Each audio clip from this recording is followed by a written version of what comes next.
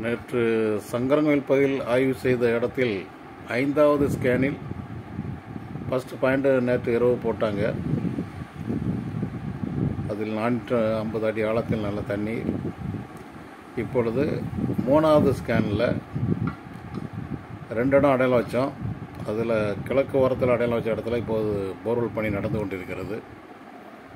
180 அடி ஆழத்தில் ஒரு ஊற்று வந்திருக்கு. அதற்கு கீழேயும் 410 அடி வாக்கில் ஊற்று வந்திருக்கு.